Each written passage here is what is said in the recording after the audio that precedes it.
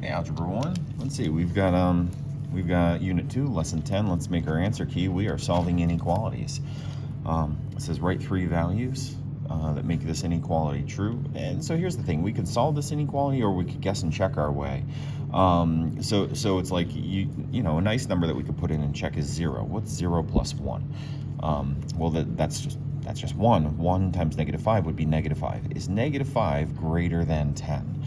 No, it's smaller. So 0 is not a solution. And that makes me think, what do I have to do to get a number here? I'm going to have to get this value to be negative so that when I multiply it by this, I end up getting a number that's positive and also a bigger positive than 10.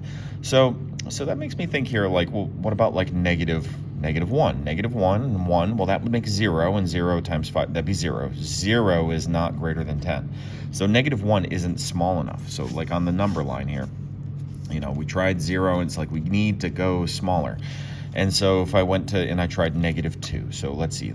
So here's the thing. I know that the value of this has got to be bigger. The x, or n has got to be greater than, well, not greater than. It's got to be smaller than. It's got to be smaller than, or let's see, n plus 1 has got to be smaller than a value of negative 2. Because if I got a negative 2 here, negative 2 times -5 would be 10, and that'd be equal to this. So I need this value. So here's the thing. If I take away 1, I can kind of argue my way that this value has to be less than negative 1, negative 2, negative 3. Has to be less than negative 3. So as we're looking at this, less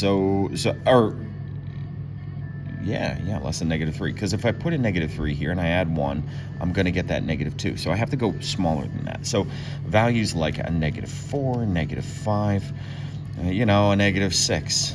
Oh, yeah. All right, that'd be 3 values that would work for this. Here's an inequality. So it's to select all the values that are solutions. Again, it's like we could try this out, but here's the thing. I want to solve this. I got 3 x's on this side. I can take away 3 x's from both sides. And I get 4x plus 6 is less than 2. That makes me want to get this side, get this x by itself by subtracting 6. And 2 minus 6 would be negative 4. Oh, look at this. The math is working out beautifully because now I'm going to divide by 4. Negative 4 divided by 4 would be a negative 1. And so x would have to be less than negative 1. Okay, so now when I'm looking at this, can't be equal to. So this isn't a solution, nope. But, negative 8, that's a solution, and negative 2, that's a solution. Those are less than negative 1. I should have also gone over how to solve this one. As it is right here with that negative 5 out in front, I could take and multiply negative 5 times n to get negative 5, and negative 5 times 1 to get minus 5. And then solve that by adding 5 and dividing by a negative 5. When I divide by that negative 5, I'll have to remember to flip this symbol. And that's where we get that less than symbol instead of that greater than symbol.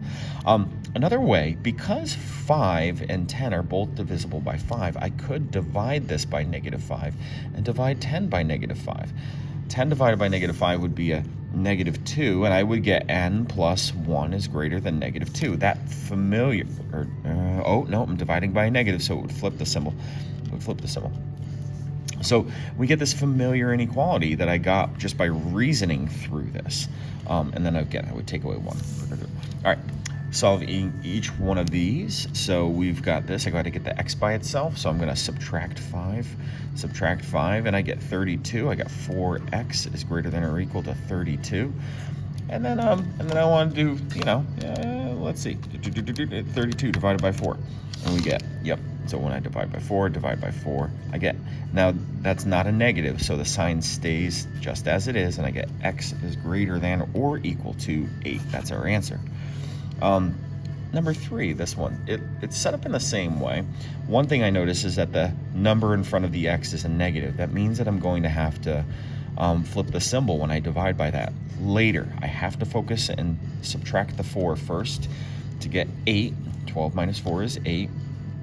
and I get that negative 3x. This is that like hallmark right here that I'm going of flipping the symbol. When I see that negative there, I know that I'm going to be dividing. I know that I'm going to get that flipped symbol, and I get x is less than or equal to 8 over 3. So it's like 3 goes into 8. It goes into it twice, and that would be 6. And then we'd have 2/3 left over, 6, 7, 8 to get to that. And this would be a negative because positive divided by negative. Now, if you did this on the calculator, you would get x is less than or equal to negative 2.6 repeating. But when we can express things as fractions, it's an exact value. This is also an exact value if I put the line over the 6 to show it repeats. Okay, solving this. We've got negative 6, x is being divided by 2, and that's less than 7. I want to get the x by itself, and I can't deal with this until I get rid of this constant. So I'm going to add 6, since that's a negative 6, and I get 13. Okay, so some number divided by 2 is less than 13. Well, how do we undo division? We multiply, and we multiply, and that's multiplying by a positive number. If that was a negative, we'd flip the sign, but we keep it just the same over here. That cancels. We get x is less than 26. Okay, and then we got one where we have variables on both sides. Now we have a choice here. I could add 8x and add 8x. If I do that, then the x's are going to be on this other side. Or I'm going to want to keep x on this side, and if I do that, I want to get rid of these x's. So take away 2x, take away 2x. That's how I'm going to start this one. Okay, so with that'd be negative 10x minus 6 is greater than negative 26. Notice how we just subtracted. That doesn't flip the symbol. So when I multiply or divide by a negative, and then right here, it's like, what do I do? Some people would be like, add 10x. No, the whole point of this was to kind of keep the x on this side. And so I'm going to add 6 and add a positive 6 to negative 26. That means we'll get negative 20. And then negative 10x. Now here, this is where I divide by that negative 10 and divide by that negative 10, and the symbol flips from greater than to less than. X is less than negative, well, right there, that's going to be a 2. It's going to be positive 2. Positive 2. Okay, so we got our answers for those. Last one, which inequality represents this graph? So it looks like this is shaded in. And 2 is, so I'm looking for the one that would have a solution of x is less than or equal to 2. Okay, so it is looking like it is shaded in. So this one doesn't have the equal to symbol. So I'm going to get rid of that. Less than. So here's the thing. I can't just go by the greater than symbols here. I have to solve it. There's going to have to be, to go from greater than, all of these greater than to a less than, and the x is still on the same side, there's going to have to be something that flips the symbol, and that's going to be one of these. So I know that this one with that positive 2 won't flip the symbol. So it's got to be one of these. Okay, so we've narrowed it down. It's one of these, and here's where I would say, let's go ahead and solve it. If I take and I add 6 over here, so, let's start with this. Let's take away 6 from 10. That would be 4. All right, so we'd have negative 2x is greater than 4. And this one, let's simultaneously solve this. Add 6 to a negative 10. So adding 6 to a negative 10 would make negative 4. Okay, and we still have that negative 2x. So now we're going to divide by 2. Dividing by negative 2, divide by negative 2, divide by negative 2, divide by negative 2. And here's where all the signs come together. The symbols flip when I divide by the negative, so we're going to get our less than or equal to. Our less than or equal to, we'll get our x. All right, because now 4 divided by negative 2 is negative 2, and negative 4 divided by negative 2 is positive 2. And right here, we have a positive 2. That's the one we want.